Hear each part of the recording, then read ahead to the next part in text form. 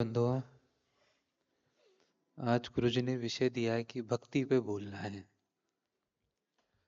भक्ति भक्ति में एक दो तरह की भक्तियां होती है, एक द्वैत भक्ति और एक अद्वैत भक्ति। भक्ति में जो भक्ति करता है उसको आराधक कहते हैं। भक्ति कह लो, आराधना कह लो, उपासना कह लो, ये सब एक ही पर्यायवाची नाम है। तो जो आराधना करता है उसको आराधक कहते हैं और जिसकी आराधना की जाती है उसको आराध्य कहते हैं।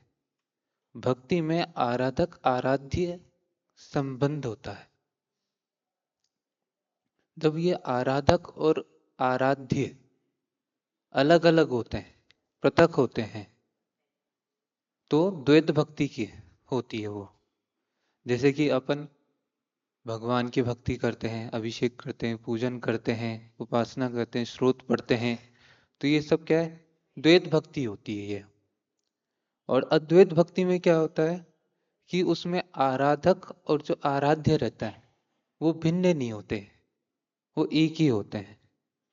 जब अपन निश्चय ध्यान की भूमिका में अपन जाते हैं तो उसमें आराध्य और आराध्य अपन अपनी आत्मा को ही आराध्य बना के उसके अंदर विराज के उसको अध्ययन करते हैं, तो वो उसकी भक्ति करते हैं, तो वो अद्वैत भक्ति कही जाती है। द्वैत भक्ति परंपरा से मोक्ष मार्ग है, अद्वैत भक्ति साक्षात मोक्ष मार्ग है। अपन मोक्ष मार्ग में बढ़ना है तो अपन को सबसे पहले द्वैत भक्ति को समझना होगा। द्वैत भक्ति में इसमें नवधा जो द्वैत भक्ति होती है वो अपन जैसे भगवान को नमस्कार करते हैं, उनका स्तवन करते हैं, स्तुति करते हैं, वंदना करते हैं, विधान करते हैं, पूजन करते हैं, ये सब द्वैत भक्ति के अंग हैं। तो इसमें अपन को जब भक्ति की जाती तो अपना मन प्रफुल्लित होना चाहिए, प्रमुदित मन से, आनंद से उनको भक्ति करनी चाहिए, ना कि शीघ्रता में।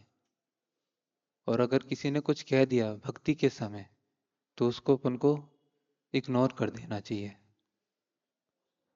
अपन भगवान के पास आते हैं, मंदिर आते हैं, दर्शन करते हैं और वहां पर अगर कोई खड़ा मिल जाए अपनी जगह पे तो अपने वहीं अपने भाव थोड़े से डिगमिग होने लगते हैं, विचलित होने लगते हैं कि ये यहाँ पे क्यों खड़ा है। इसको मालूम था कि मैं आने वाला हूँ, तो यहाँ पे मैं रोज आके यहीं पर ही पूजा करता हूँ, तो यहाँ पे आके क्यों बैठ गया। अपने ऐसे भाव आ जाते हैं। तो ऐसे भाव को नहीं आने देना। अपना जो ध्येय है वो भगवान के प्रति रखना है। अपनी विशुद्धि के लिए क्रिया की जाती है कि अपन की विशुद्धि बढ़े, और विशुद्धि बढ़ती है तो अपने आप क्रिया भी होती है।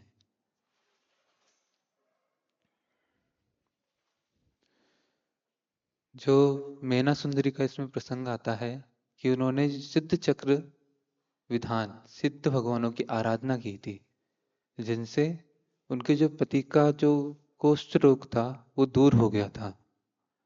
तो भक्ति करने से जो सब काम बनते हैं। शास्त्रों में आया भी है कि भुक्ति मुक्ति दातार, जो भगवान की भक्ति करने से ऐसा कोई संसार का वैभव, ऐसा कोई सुख नहीं है जो नहीं मिलता हो। और यहाँ तक कि जो परम सुख है, निष्क्रिय सुख है, वो तक मिलता है भगवान की भक्ति से। अपने पास क्या है, श्रद्धान की थोड़ी कमी रहती है। अपन को तो यही श्रद्धान नहीं रहता कि भगवान है या भी नहीं है। बचपन से सिखा दिया माँ बाप ने कि मंदिर जाना है, नमोस्तु बोलना है, गंदों तक लगाना है, अर्घ चढ़ाने हैं और बस आ जाना है, यही हमारा धर्म है।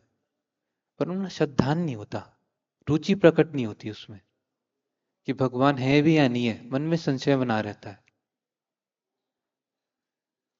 तो अपना जो पहला सम्यक्त का जो अंग रहता है वो निशंकित होता है कि कोई संशय ना हो, भगवान है, इसमें अपन को कोई संदेह नहीं होना चाहिए।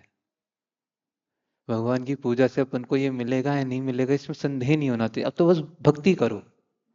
निष्काम भक्ति करने का अचिंत्य फल मिलता है। और आपने अगर मांग लिया कुछ तो उसका जो फल था वो बहुत कम हो जाता है और उतनी भावना भी नहीं बढ़ती, विशुद्धि भी नहीं बढ़ती। और कर्म का योग रहता है, जो अपन को चीजें मिलती है, लाभ और जो अलाभ होता है, वो कर्म के नियोग से होता है। कर्म रहता है तो वस्तु की प्राप्ति होती है, और कर्म ला और लाभ अंतराय कर्म का उदय रहता है तो वस्तु की प्राप्ति होती है।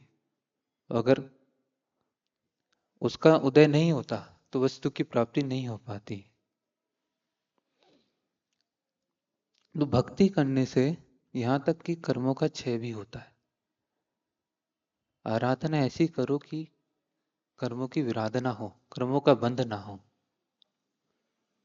अगर अपन आते हैं भक्ति करते हुए भी अपन अपने क्रोधित भाव कर लेते हैं तो वहीं पर ही अपना बंद हो जाता है।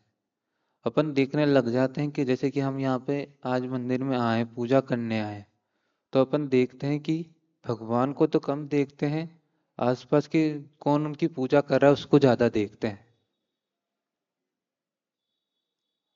महिलाएं तो जिसमें ज्यादा देखती हैं कि कौन कौन सी, कि कौन कौन सी तरह की साड़ी पहन के आया, या जो भी चीजें हैं वो सब बहुत ज्यादा देखती हैं।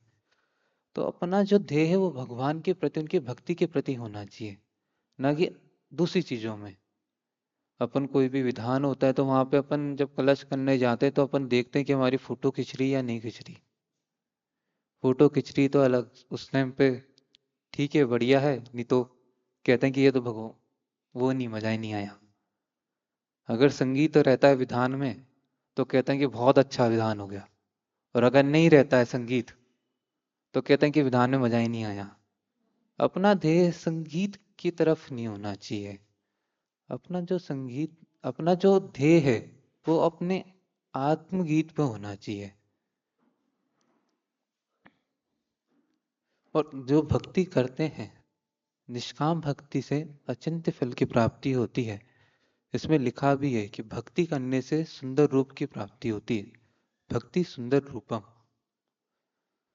जो भगवान की भक्ति करता है उसको अपने आप कुछ अलग से कुछ करने की जरूरत नहीं। जितने भी तीर्थंकर होते हैं, कामदेव होते हैं, और जो भी नारायण प्रति नारायण होते हैं, ये वास्तव में बहुत सुंदर होते हैं, क्योंकि इन्होंने पहले भगवान की भक्ति करी हुई रहती है। कि भक्ति से ही सुंदर रूप मिलता है, और जो भक्ति नहीं करता है वो संसार में घूमता ही रहता है। आगे फिर उपाध्याय जी बताएंगे। ओम नमः सिद्धेभ्य।